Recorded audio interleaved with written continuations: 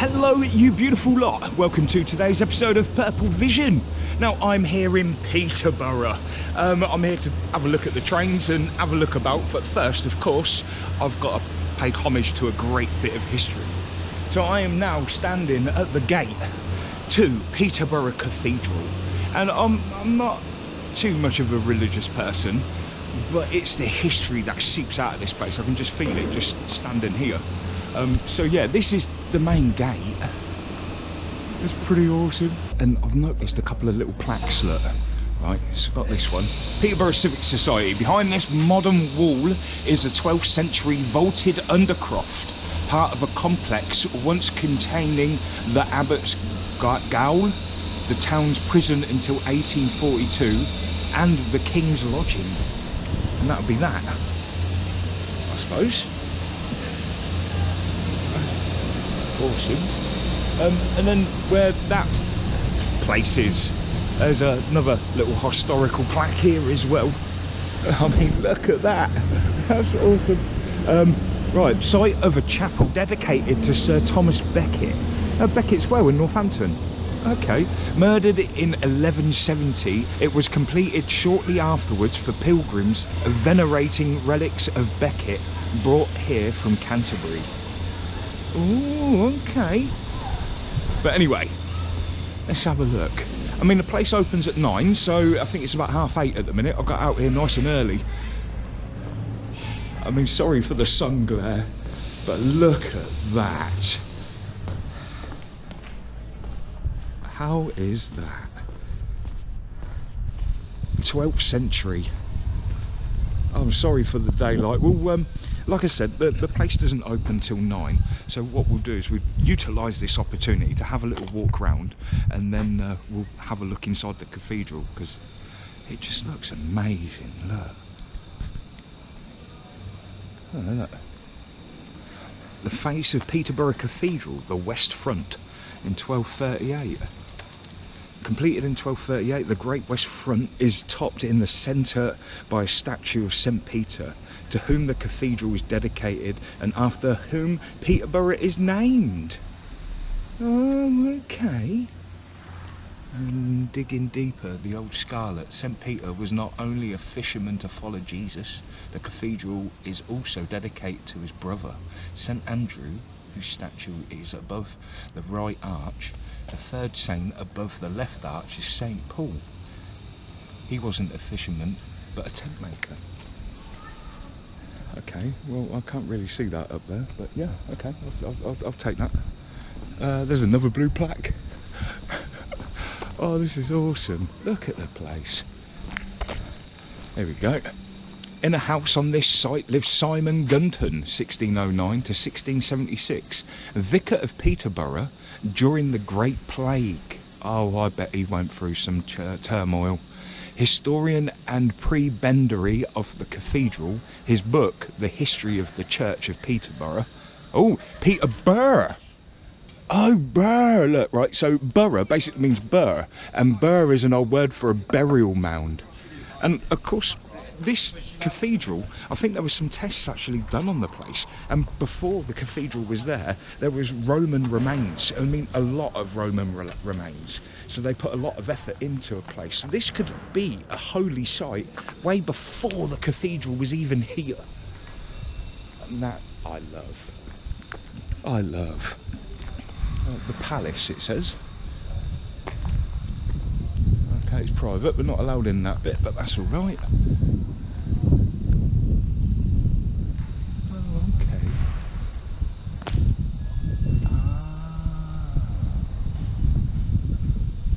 Isn't that awesome? Absolutely love it.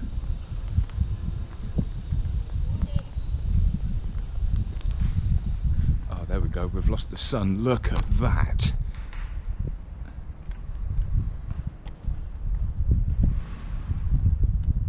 Beautiful. Look at this place. It's just so old. Oh, we didn't look at this book. We never saw this. Let's have a look. Oh, okay. It's a timeline. There you go. 1118, the construction begins. The building takes 120 years to complete. Well, I suppose each little knobbly bit has all been carved and then put into place. So yeah, to carve every single piece of that. Wow, wow. Would have been hand done as well. So 1150, a new market and surrounding street helped fund the new church, creating our city centre. 1349, the Black Death hits Peterborough. A third of the townspeople perish. Oh wow, I wonder where their burial pit is. I mean, I found the one in Wellingborough from my hometown. Oh, Catherine of Aragon, first wife of King Henry VIII, is buried in the monastic church. Oh, okay. 1541, King Henry VIII creates a new bishop and the church becomes a cathedral. He also creates a school here. There you go. Mary, Queen of Scots, is buried in the cathedral after her execution at Fotheringhay Castle. Bloody Mary! King Henry VIII's daughter. Oh, she's here. Okay. Peterborough is taken by Oliver Cromwell and there is much destruction in 1643. 1800s, the Civil War damage was gradually repaired. Later, the central tower is rebuilt and the church refurbished. 1941 to 44, air raids on the city caused damage, but the cathedral saved by fire watchers. Awesome. In 2001, fire breaks out in the South Transept, leading to a major restoration project. And today, the cathedral still offers daily worship and prayer and serves the community with outreach and education programs, performances and events. Well, there you go, there's your history. That'll do. The hour-long highlights tour offers an introduction to the colourful history of Peterborough Cathedral. Tours take place on selected dates and tickets are £5. Inquire at the help desk. May have to, well, no. You could become a cathedral keykeeper for less than £2 a week. In doing so, you are helping maintain the magnificent building.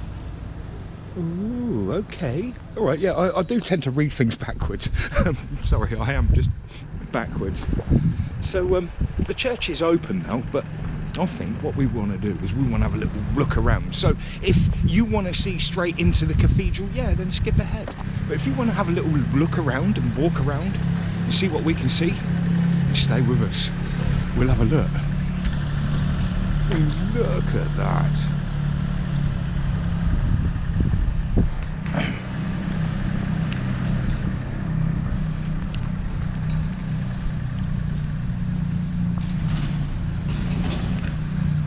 That's awesome. What's this? Her Majesty the Queen and His Royal Highness the Duke of Edinburgh visited this cathedral. The 750th anniversary of the consecration on the 20th of May 1988. Her Majesty Queen Elizabeth distributed the Royal Monday in this cathedral 27th of March 1975. That's awesome. I mean, look at that. It looks like a little honeycomb into a swirl up there, right in the middle of the cone. That's epic. Anyway, moving on. Look at this. Oh wow, that's awesome. Look at this.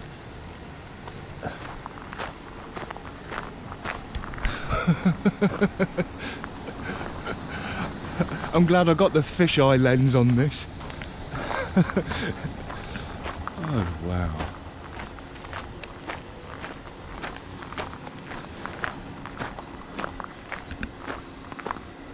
That's something, isn't it?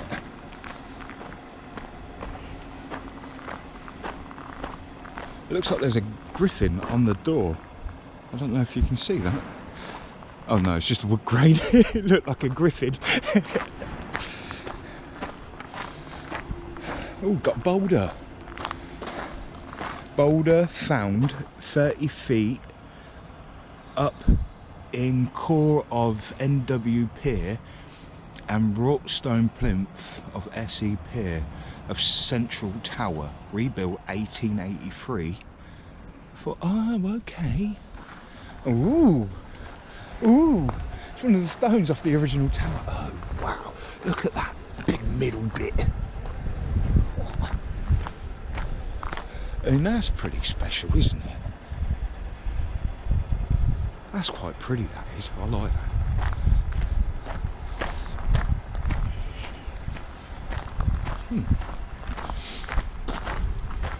that. Look at me walking alongside a cathedral, and this has all been made possible to our patrons, so thank you very much for this. You're giving me money so I could get the bus pass over here, and the Gold Rider's only £9.60, so tenner we are in. And here we are. So if you'd like to become a patron and help progress the channel and be part of that community, then come on over. Awesome. Awesome. Look at this. I'm in love. I'm in love. Oh, the vineyard. Oh, okay.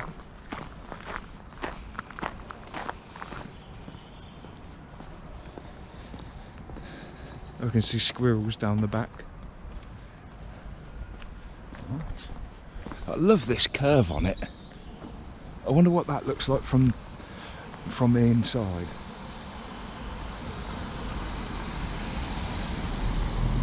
Beautiful. Gravestones all along the back. Oh, squirrel.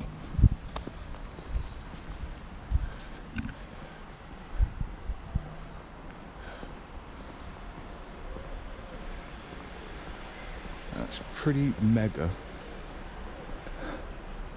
I can hear trains going off in the background at the station. They're calling me. I can hear them. But I've got to work first before I can go play and watch trains. I'm here to see this. Look. Oh, wow. This is something absolutely amazing. Gorgeous. Oh, I've got hostas and a Stilbees. Ooh. Ooh. Very nice. Oh. Oh, what we got here? Ancient burial place. Hey? Oh, right in the corner. Look at the old ones. Look, the grounds to the north, south and east of the cathedral have been used as a burial place for centuries. This particular area dates back to the 12th century when it was served as a graveyard for the abbey community. It is now reserved for the bishops of Peterborough and members of the cathedral chapter. Okay. The main reason why I'm over here is because in Wellingborough we had the British Leyland Estate, which was the Irthlinborough Iron Works. It's down by Leyland Trading Estate. So that land actually is Wellingborough's oldest quarry, my hometown. So looking at where that land was acquired from, it was acquired from the Deanham chapter of Peterborough Cathedral, and they had a house in Irthlinborough. So maybe they're in here. Maybe.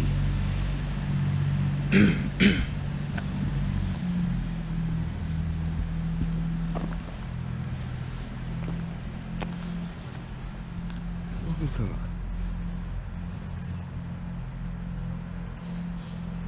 William Thomas Bishop of York.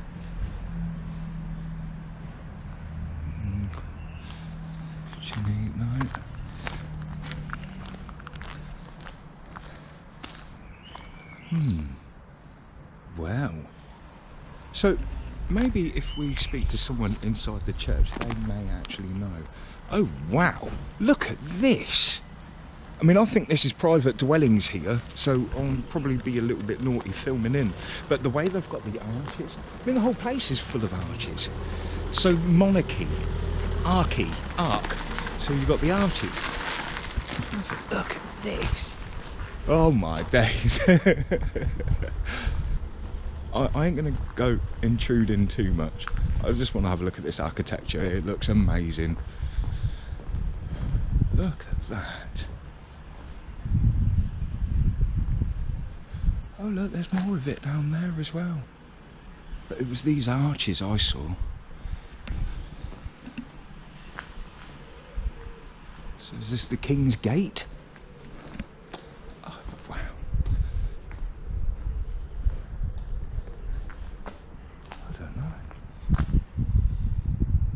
There's a plaque over on the wall there, look. Right in the corner. What's that?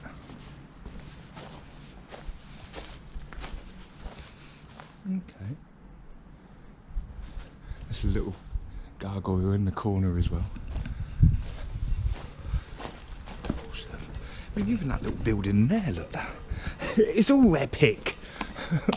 But that wall down the back here looked pretty interesting. I want to have a look at this.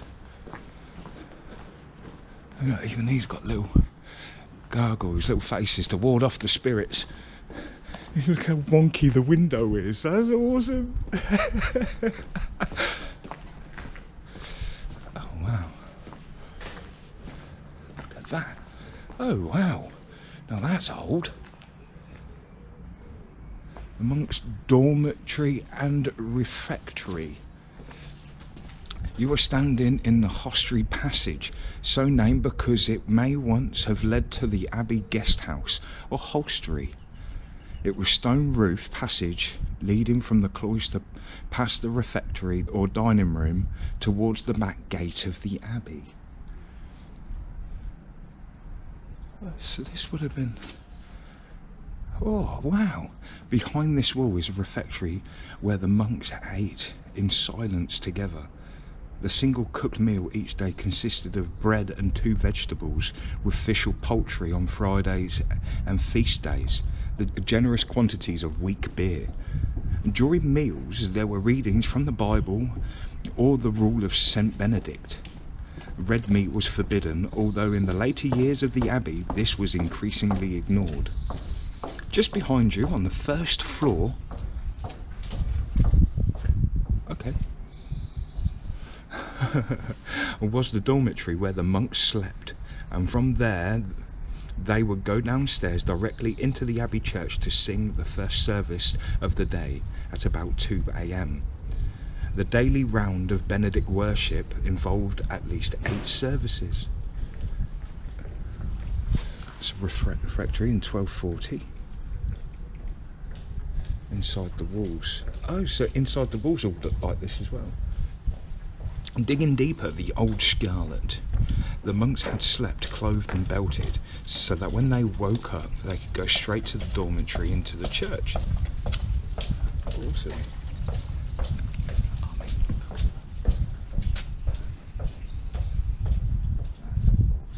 I love that.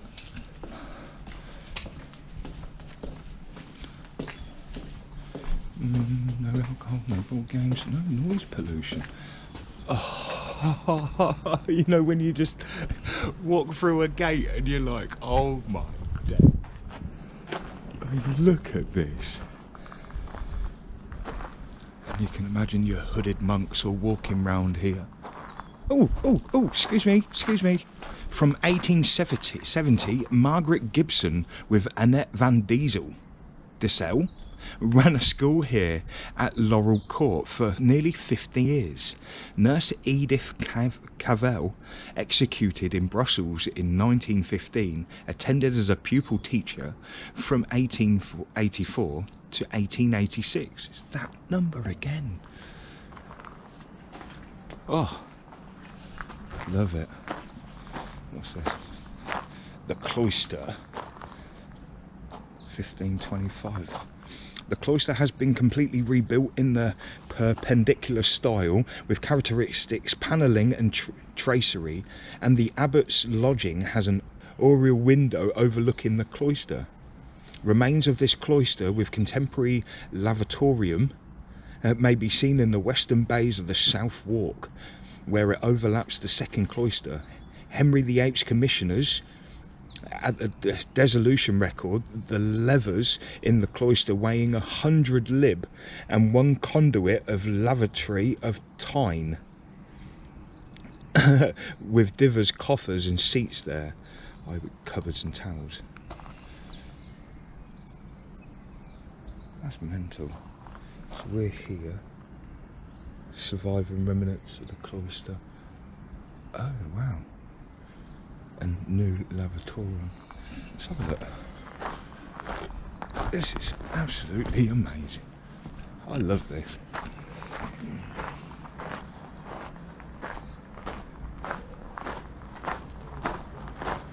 And look at this.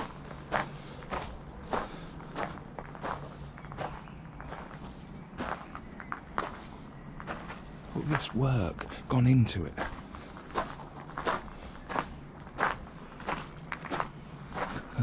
The urns in there. Of course private, but look at this detail. I mean, look at this. I mean, some of it's been broken, but look at that. Isn't that awesome? Amazing. The ancient wall of the Great Cloister. Love it. Absolutely love it.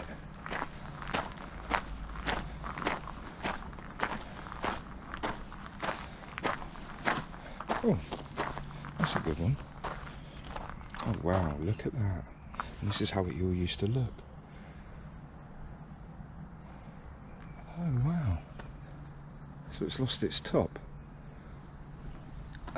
Oh, and it was all... Oh, okay. It's all for farming. Right. Benedict's Abbey, such as Peterborough, were built following a standard layout with the essential buildings grouped around the cloister. On the north side was an Abbey church, which survives as the cathedral. Opposite was the refectory and dining room, with its kitchen beyond. On the east side was the chapter house, where the monks conducted administrative business, with the dormitory where they slept on the first floor above, on the west side of the Cellarers Range, where food and drink were stored. The great hall above, where the abbot entertained guests. Eventually the abbot's lodgings was extended to where the bishop's palace now stands. Beyond the cloister there are other major buildings. These include the infirmary where elderly and sick monks were cared for. There was also a guest house where travellers could find hospitality, and the almoner's house where bread and charity were given to the poor at the back gate. Oh wow. Shall we move on? I think we should. Look at that. Really? Or is it just a... What's that up there shouting?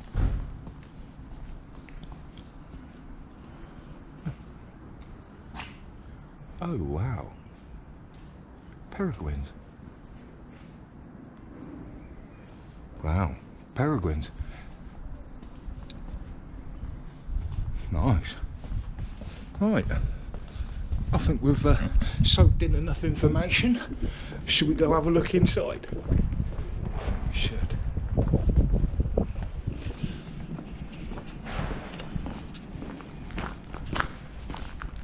Oh.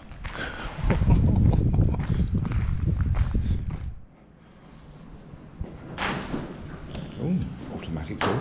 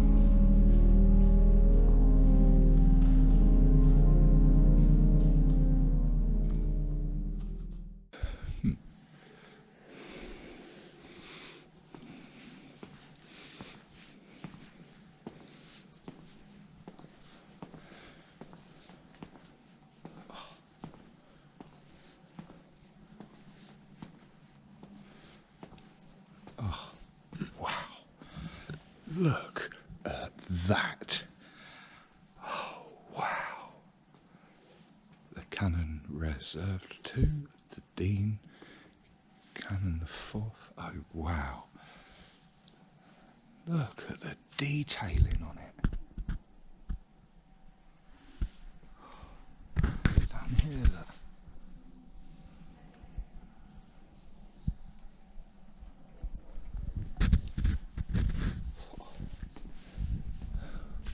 Oh, the organ.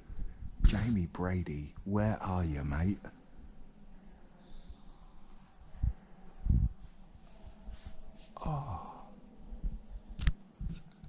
And I was just talking with the lady at the front desk. She spent about 20 minutes, and she says they do actually do tower tours. And should I ever find myself back here, she's more than happy to give me a proper tour. I'll be back for one of them. We'll arrange it properly and we'll come out. See, most of the time I just come out on me, just on me one spurt at the moment. I don't usually plan things. I think we may have to start planning. Look at that.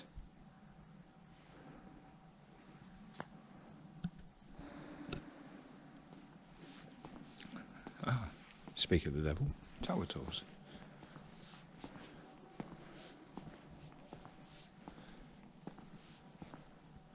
There's a croft. Oh, wow. Got some of this. Destruction and rebirth.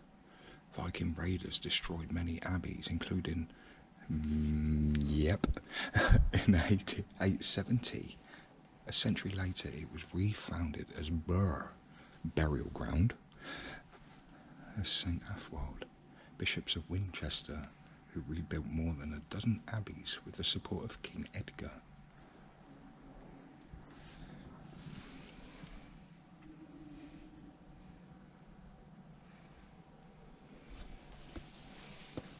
Shrine of the unknown saint. The header stone in the chapel behind the high altar dates from around 800 and probably marked the grave of an unknown Anglo-Saxon saint or king. The stone shows Jesus with a cross in his halo, Mary holding a lily, Peter with his keys, and other saints. It was made by an important local Mercian school of sculpture.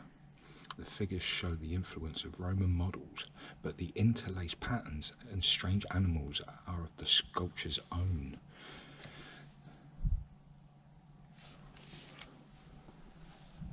Wow. Confessions booth. The sacristy.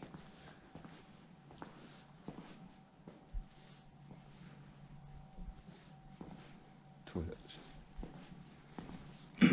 The holy relics, prayers offered near a saint's bodily remains, were believed to have special powers. Pilgrims travelled miles to pray at each shrine of particular saints where such relics were kept.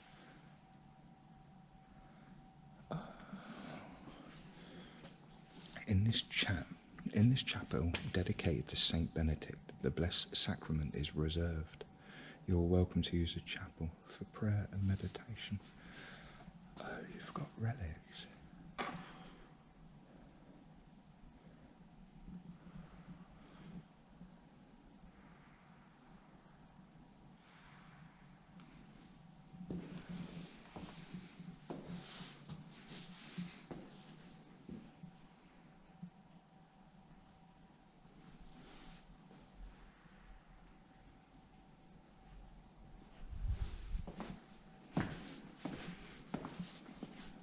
Excuse me. This chapel restored in its ancient use in memory of Edward Carglin. Saint Benedict. So,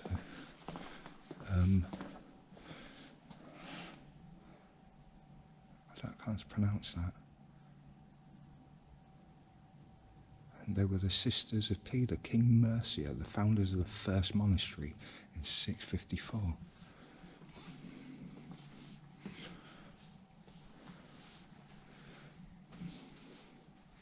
I think this is beautiful. This is, I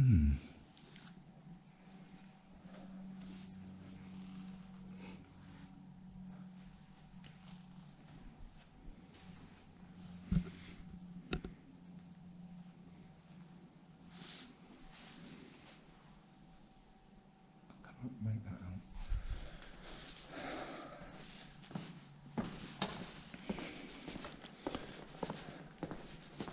Reminds me very much of Final Fantasy X, making the pilgrimage. King of Northumbria. In the staircase on the left, a monk may have slept. Watch over the relic. Oh, okay.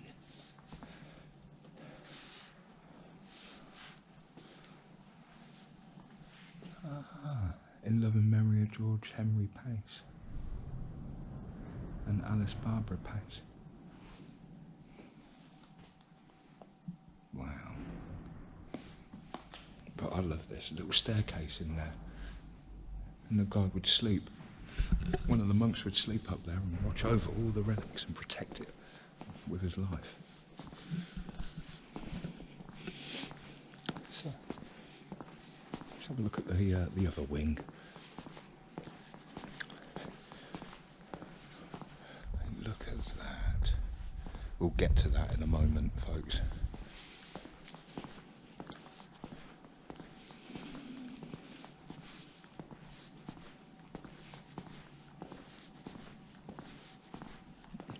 From choir stalls to courtroom. The wooden structure nearby includes fragments of the Abbey's original choir stalls. Oh wow. The upright columns with carved leaves at the top date from the 13th century after parliamentary troops destroyed the stalls in 1643. The surviving parts were worked into new stalls with a more classical design.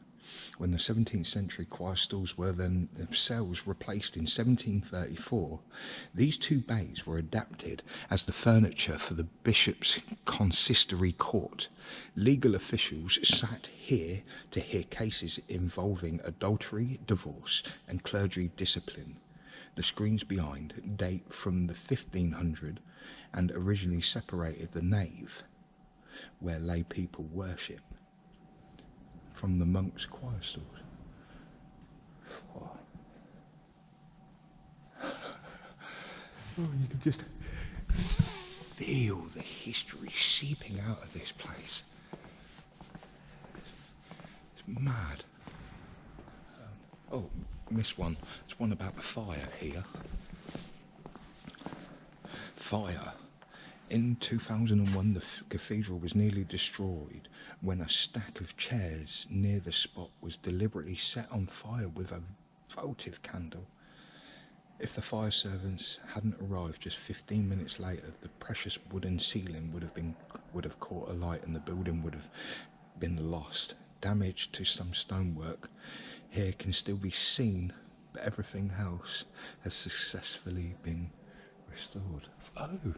Oh, I see. Look. Where it's all black. Just on that bit. Oh, okay. The deans and chapters of Peterborough. One of these has got to be our guys from Irthlingborough.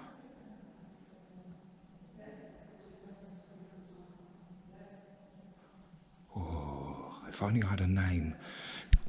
Con Purple. One of these names sold the site of Wellingboroug's oldest quarry to Blackwell. So what are they?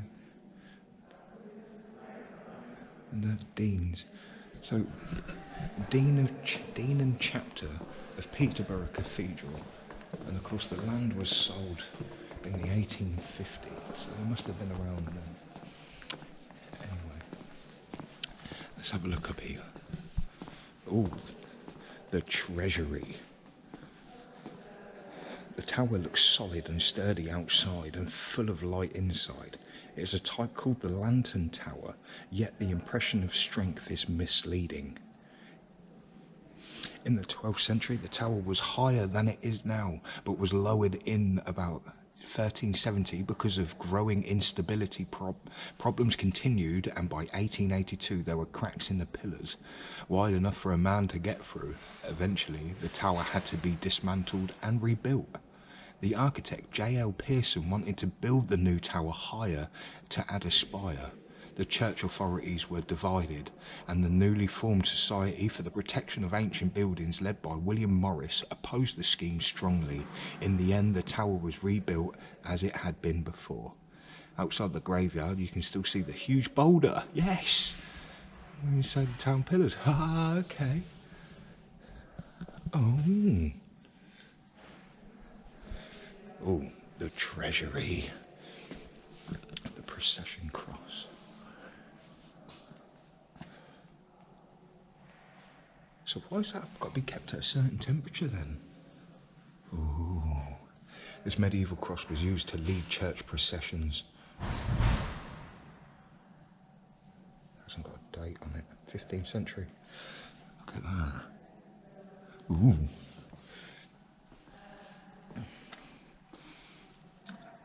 Frederick Cecil Alderson. That's cool.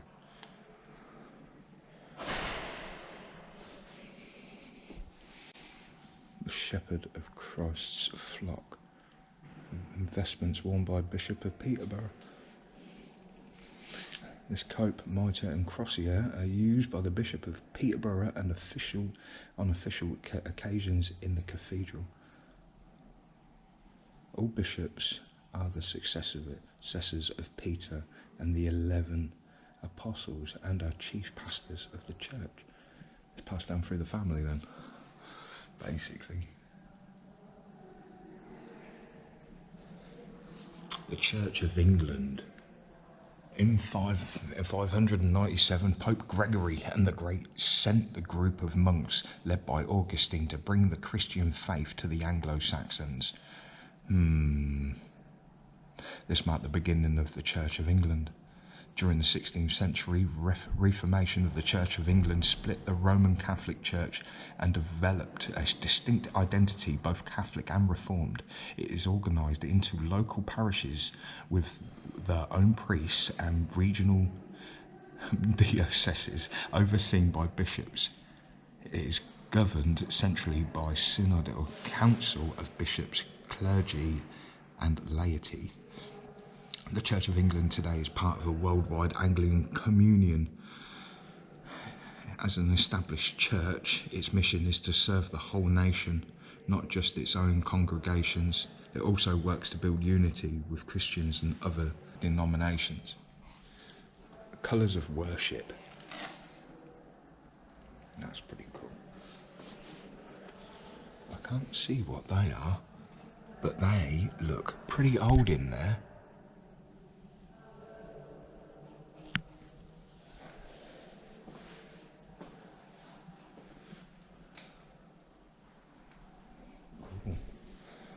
Oh, Hannah Smith, William James Smith.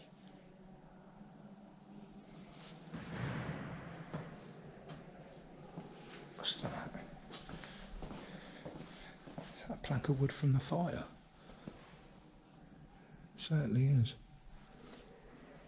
Oh. Oh, what's this? The drinking plate. Looks like a clam.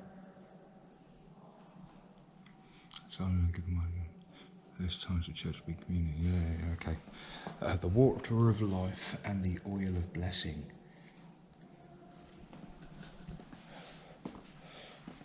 Prayer books. Silverware.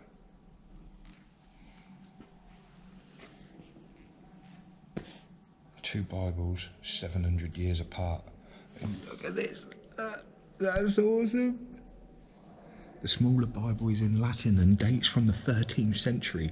Beautifully illuminated, it is probably made from a priest's private use. For a priest's private use. That's awesome. Oh, let's move on because I think we've got school coming in soon. What's this? The chief cornerstone of the northeast pier of the central tower was laid by the Right Honourable the Earl of Carnarvon, Programme Master on behalf of His Royal Highness Albert Edward Prince of Wales, Grand Master in FVLL Masonic form. Oh, Masons. Oh. Right, what we got here? The clock with no face. The monks of Peterborough Abbey had to keep track of time in order to observe the 8 daily services set by the rule of St. Benedict. For centuries, they did this with help of sundials and by ringing bells. The timekeeping developed with this early clock. It has no face, but strikes every half hour, so the monks knew when they have to pray. The wooden frame and earliest parts of the mechanism date from the 15th century and are painted black. In 1687, local clockmaker John Watts added more accurate pendulum and other parts painted in green. The 1836 new mechanism, painted in blue, was installed on the top of the frame with a new 3-metre pendulum. This clock was in use in the bell tower until 1950, when it was replaced by an electronic device. It was restored and relocated here in 1984, but it still works. Oh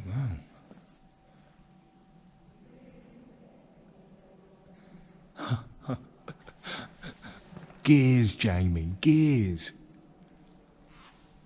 Look at a bit of stone on there as well. That's awesome.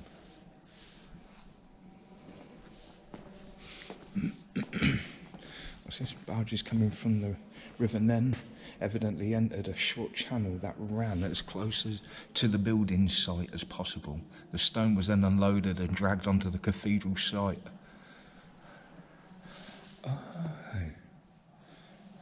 Oh, okay. I wonder if that port's still there. Wow. The tomb of Catherine of Aragon.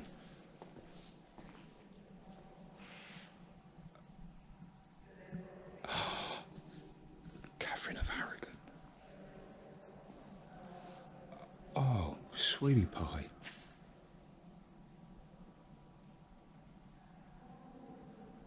Oh, wow. This is her shrine. Catherine of Aragon, 1485 to 1536. A queen cherished by the English people for her loyalty, piety, courage and compassion. God bless her.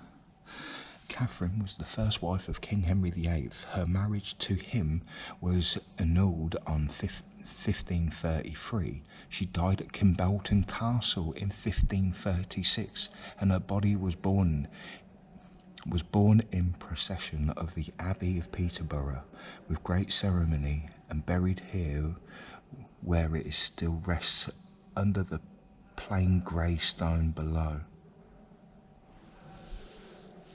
Catherine of Aragon.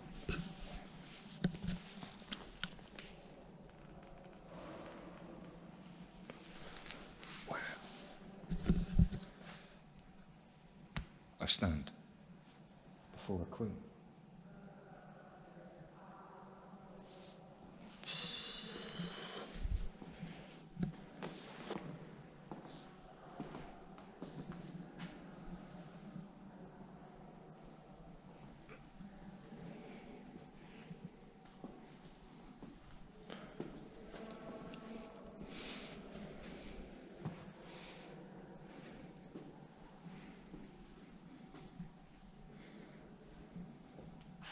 Peterborough is named after St. Peter, the chief of the Christ's apostles. At one time, Peterborough promoted itself as an alternative centre of pilgrimage to St. Peter's in Rome. The Apse Chapel. This is where the oldest part of the building was begun in 1118. Builders working from the east to west took 120 years to finish the abbey. Wow, look at that ceiling. Game of Thrones or what?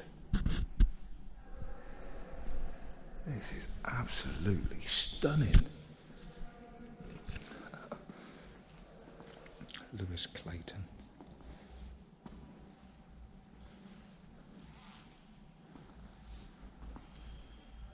The Dealing Chapter.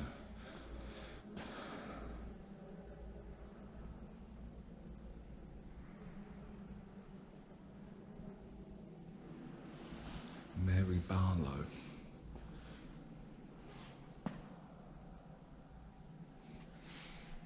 Wow, I mean, look at this. Look at the ceiling.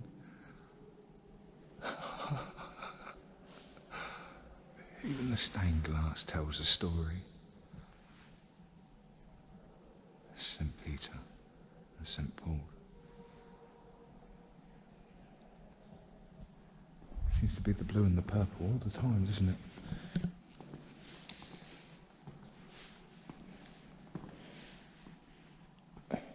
Mary Bigland. Richard Cumberland. That's an old one. Spencer.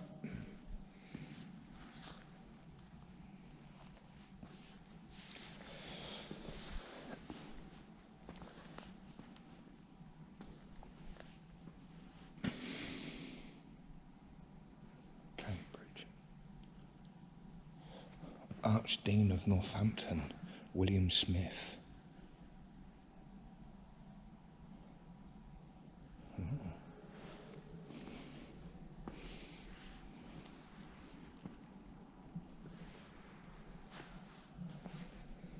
Charles Isham Strong. Character. Ah, Isham.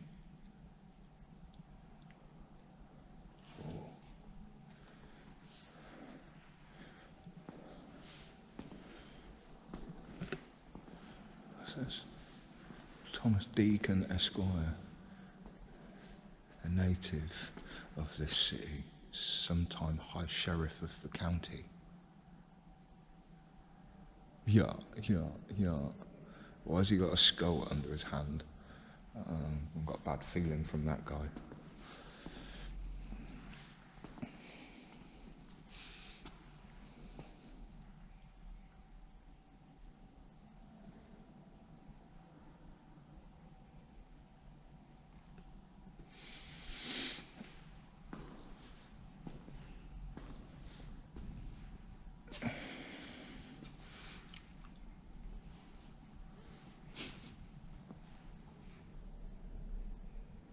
Deaf and blind, give thanks to Richard Sculthorpe,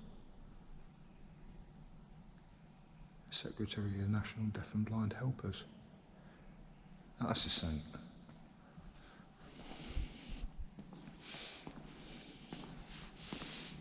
Just look at this awesomeness. That up there, that's something special. Wow. Leicester. Long Walton. From Abbey to Cathedral. This is the tomb of John Chambers, a local man who was the last abbot of Peterborough Abbey, 1528 to 1539, and the first bishop of Peterborough Cathedral, the Reformation.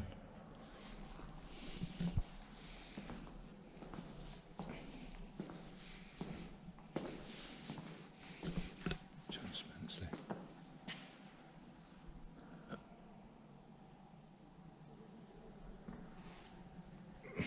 Thomas Deacon.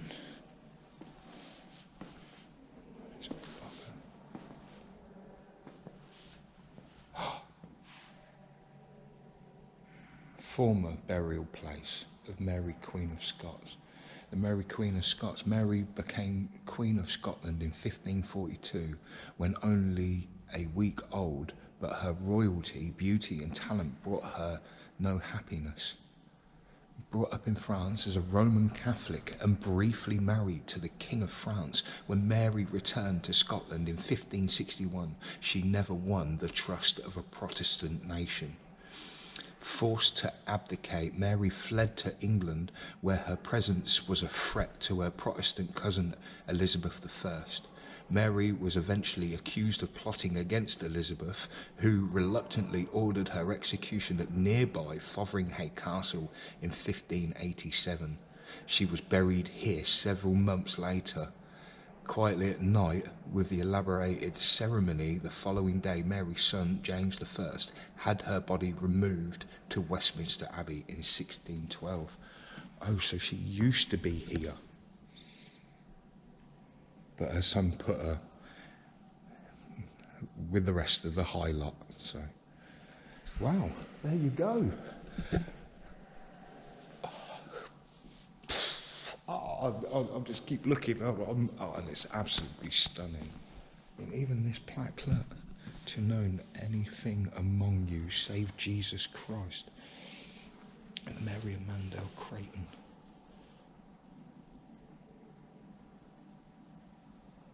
Brilliant. The Abbots Monuments. The 5 stone monuments of medieval abbots are the finest of their type in Britain and date from the early 13th century. Oh, okay. So this one as well. Look at that.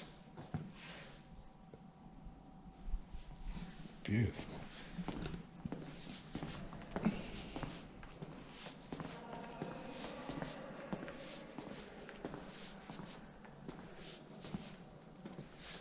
The bishop's chair. What that? Oh, no, it's that.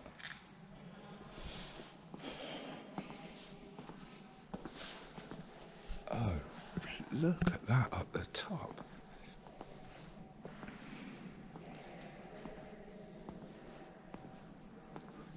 Wow. Ain't that something? Look at this. This is... I mean, I'm not a religious person. Well, in a way I am. I believe in the planet. The vine. I am the vine, and ye are the branches. I like that. Doesn't matter what religion you're from, you can truly appreciate that awesomeness. Right, okay, well, thank you for joining me on this one. Now that I've done the hard bit, I've done the work, it's time for me to go do a bit of train spotting. So if you like trains, come over to Purple's Railway Adventures. You'll be able to see the highlights of what I'm about to do. And yeah, I suppose, look, if you feel like joining us with Patreon, then you'll be able to get some insider scoops, get some background scenes, and you get to support the channel and become part of the family. Absolutely stunning, I love this. It's from Purple at Peterborough Cathedral, soaking in the history and the pure grandeur of this place. See you again for the next. Peace, love and light, with a whole heap of unity. Oh.